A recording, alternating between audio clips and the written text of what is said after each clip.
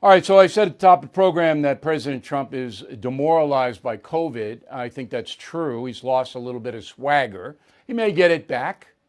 Just today, the federal government fast-tracked 2 companies who are working on vaccines. If the vaccine hits, then the whole election process turns around. If COVID is diminished, that helps Trump dramatically. But to back up my statement about him being a little bit demoralized, we found this piece of tape. Go.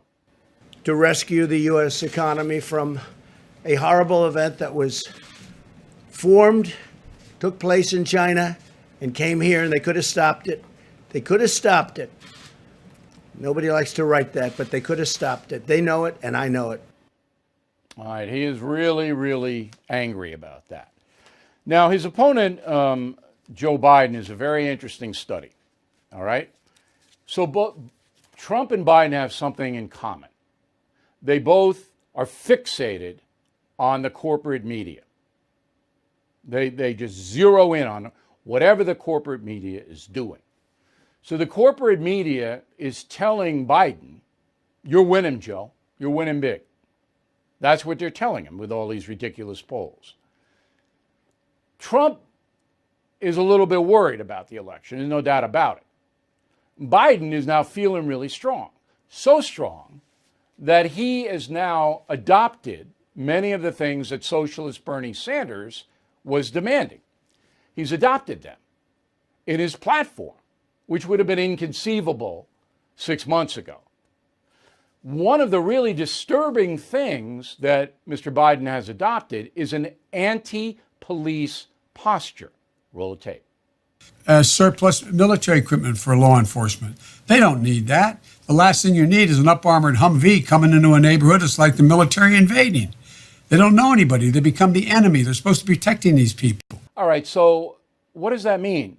That because some police agencies have military-type equipment, they're the enemy of the people?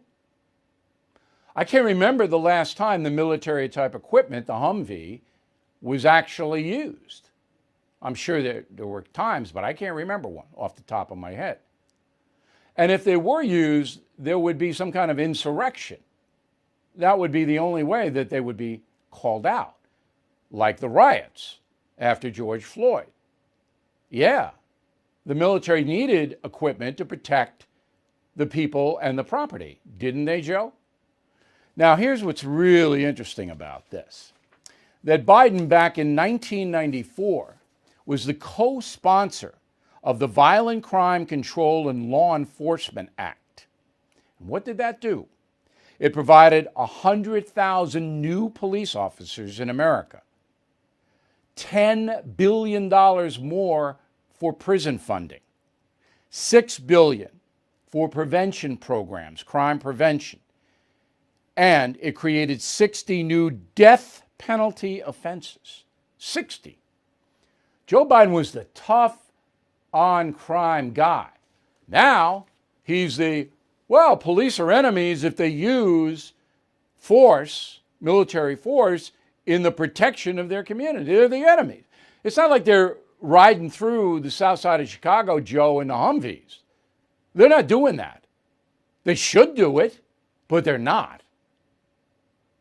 So Biden has staked out now a territory that is far, far left. And again, it's not reported in the media, and most folks don't even know it.